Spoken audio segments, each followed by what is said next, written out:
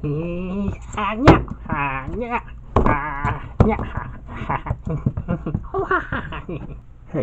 this is Johnny Monsterson, and for this review we have the Tyrion Lannister action figure from the Game of Thrones Legacy Collection Series 1 made by Funko. He is number 2 on this series, and here's the front of the packaging, and as you can see he comes with an accessory. On this side of the packaging there's not much going on. We have the Lannister's family crest, and at the back of the packaging we have a picture of Tyrion from the show and a list of the figures that we have on this series 1. Here is Tyrion Lannister, and he is amazing. From all the other figures on this series 1 of Game of Thrones Legacy Collection, this one is the one who has the best likeness to the actor that it represents. Here, a closer look at his face sculpt. Very cool. A quick 360. Yep.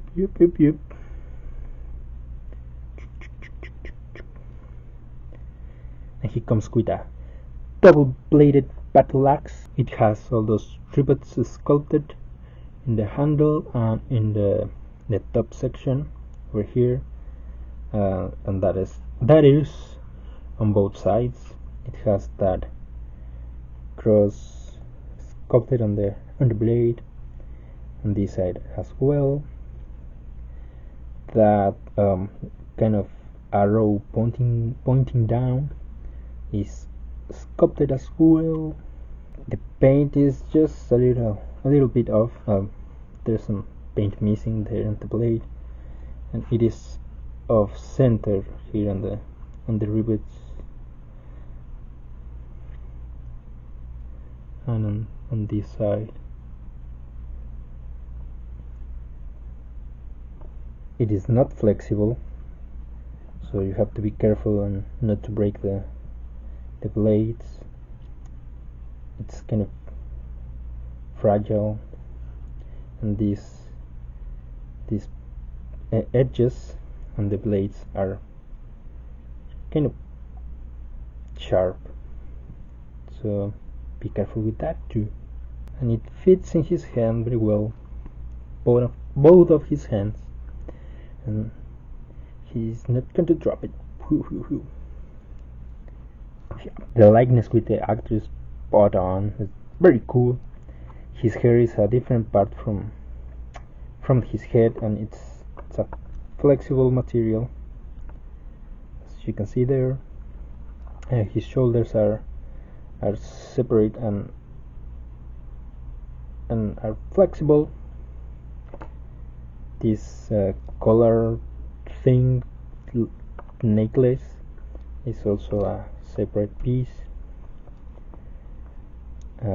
His skirt thing, whatever the name is very flexible. It has a lot of details. That lion on his chest, it's the same on his shoulder pads, and it has all those little tiny rivets and some detail there on the lower part of the shoulder pad. Same with this one. It has those buckles and straps. His gloves have also a lot of details, like all those wrinkles and laces. Each panel is individually sculpted. It has a lot of wrinkles on his shirt and on his pants and on his boots, those laces and more wrinkles on his boots in this part over here. His skirt thing also have some wrinkles and some lines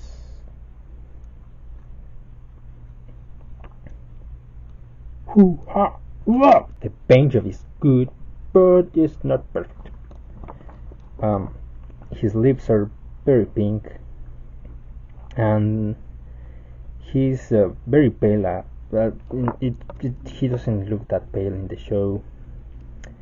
The color of his hair, well, the base color is light brown, and the highlights are just a little lighter than the base color, so it doesn't have a lot of difference between them.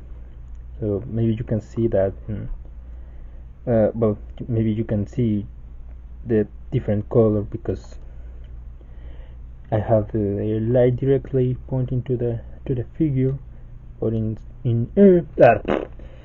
normal light it's a little bit difficult to notice that. It has this gold color. It's like pretty yellowish on the shoulders and his chain and the buckles on the sides,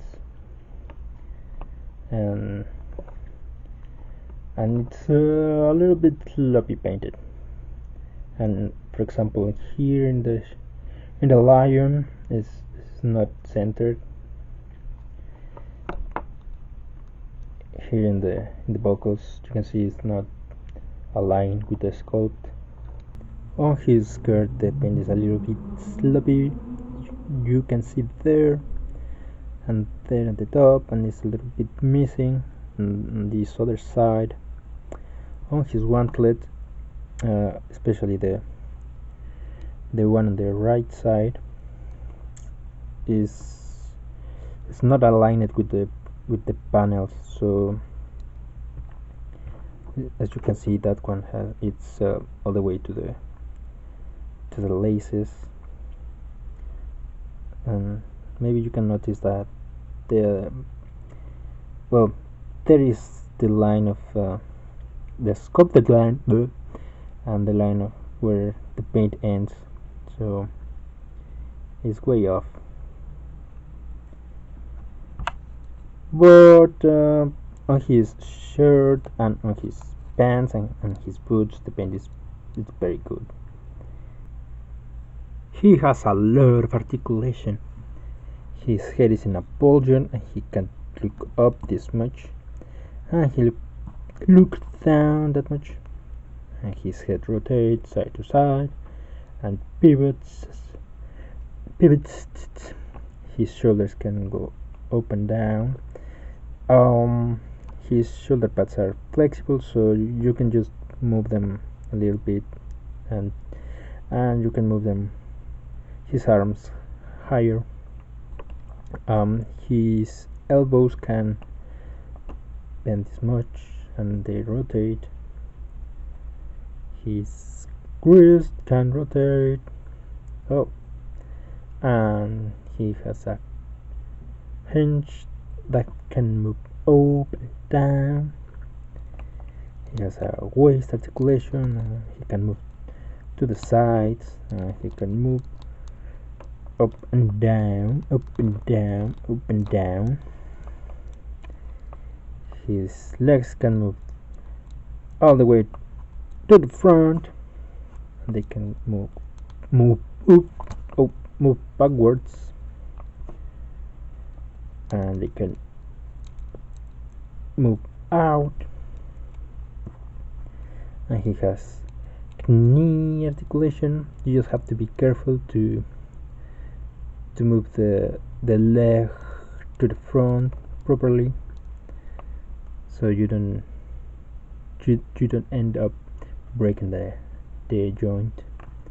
So he can bend the knee and move it side to side, and he can rotate at the boot, and he can move his ankles down and up just a little bit, and he has ankle pivot.